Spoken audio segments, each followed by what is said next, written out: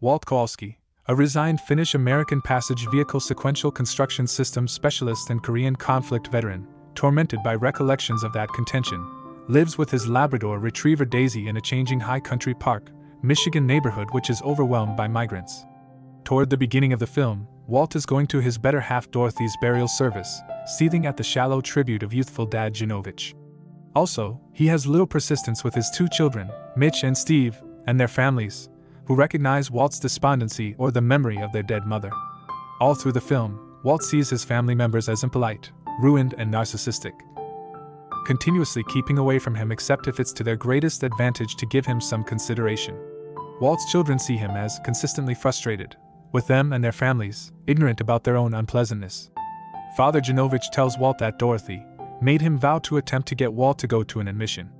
Walt discounts Janovich as knowing nothing about Last Chance and demands being classified Mr. Kowalski, as opposed to Walt, in light of the fact that he believes he neither knows nor needs to be aware. Father Janovich.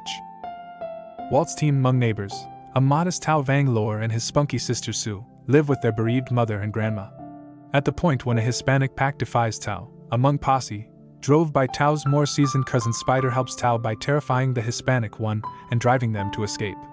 The Hmong pack, by then, attempts to convince Tao to go along with them. Tao's introduction is to take Walt's valued vehicle, a 1972 Gran Torino game. Walt interferes with the burglary, pointing a rifle in front of Tao and driving him to escape. Following a couple of days, Spider and his group return. With Sue next to him, Tao figures out how to verbally defy them without any result. The posse hauls Tao off his yard trying to attack him. His family attempts frantically to fight off Insect and his companions. The contention closes when Walt undermines the gangsters with his M1 Garand rifle and orders them to get off his grass. They leave the area, advising Walt to look out. The Vanglors thank a crotchety and fretful Walt, who demands he just needed the gooks off his property. At the point when the area knows about Walt's daring demonstration, they reward him by leaving gifts of Hmong dishes and nursery plants on his patio. Tao concedes to attempting to take his Gran Torino. Walt isn't satisfied, looking for just to be let be. Father Janovich goes to Walt, irritated with him for not calling the police and helping him to remember his significant other's craving for him to go to admission. Walt rejects. Mitch and his better half, Karen, go to visit Walt on his birthday, presenting to him a cake and a couple of presents intended to make specific humble errands more straightforward. Show and clarification of these gifts rapidly transform into a boldly shameless pitch to get Walt to move into a senior's retirement home. Realizing that Mitch and Karen simply need to get their hands on his home, Walt snarls out of frustration and tosses them out, gifts, cake, whatnot. Mitch and Karen can't grasp Walt's response. Subsequent to seeing Sue being bothered by three dark teens, Walt steps in to safeguard her, facing the youngsters and compromising them with a Colt 1911 gun. Sue becomes acquainted with Walt and welcomes him to a family grill on his birthday, carrying him nearer to her family, making sense of Hmong culture and that during the Vietnam War they battled on his side. Sue, Tao, and their mom visit Walt the following day, with Tao's family driving him to work for Walt for 7 days to make up for his endeavored burglary of the Gran Torino. Walt has Tao tidy up the neighborhood until his obligation is paid and shows Tao the methods of American men. He finds Tao a development line of work and urges him to ask out another Hmong young lady called Yua. Subsequent to finding blood when he hacks, Walt visits the specialist. Subsequent to review the after effects of his assessment, which show that his well-being isn't great, he calls his child Mitch and gracelessly attempts to enlighten him. However, he can't force himself to get it done and simply attempts to make casual conversation. Notwithstanding, Mitch and Karen say they're too occupied to even consider conversing with him. In the interim, the Hmong pack continues to compel Tao to go along with them. At the point when they find Tao heading back home alone after work, they ransack him and consume his face with a cigarette. Walt stands up to Smokey, second in order in the Hmong group, at his home, and whips him in counter. The group returns days after the fact and shoots up the Vanglor's home in a drive-by, injuring Tao in the neck. Walt hurries to beware of them and hears that Sue, who had gone out before the shooting, won't ever show up.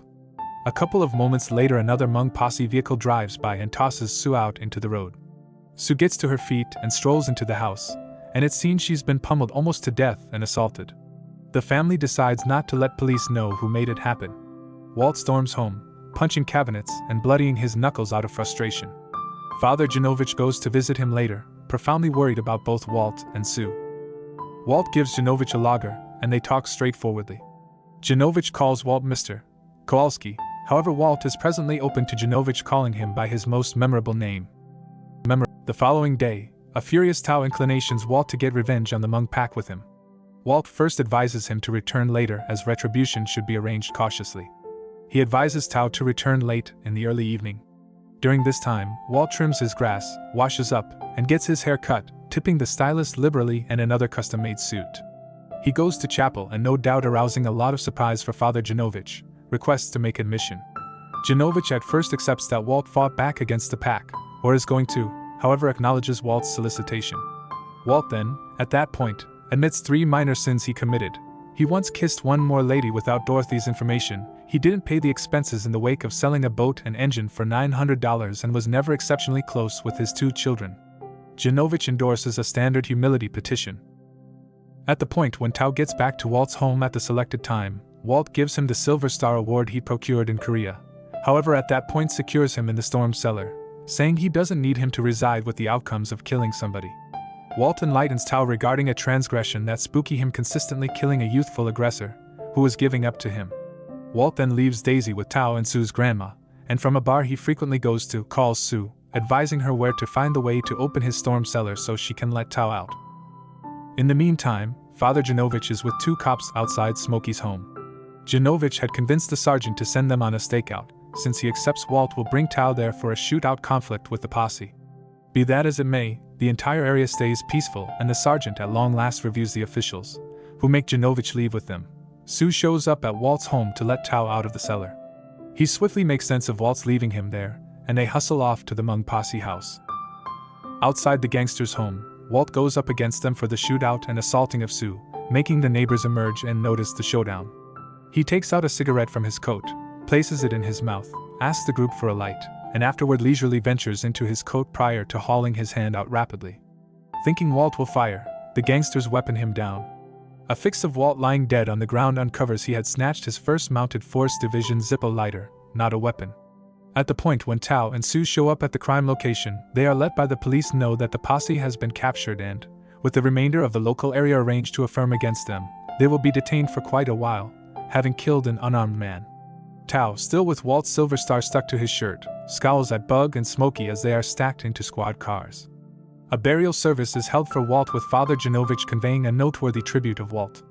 Tao and his family go to the memorial service and verse Walt's huge more distant family, and Mitch is confounded by their presence. At the perusing of Walt's will, it's uncovered that Walt went out to the congregation, and his Gran Torino to Tao, on the condition he doesn't change it, no doubt arousing a lot of frustration and puzzlement for Walt's loved ones. In the last scene, Tao is driving the Gran Torino up Lakeshore Street with Daisy close to him.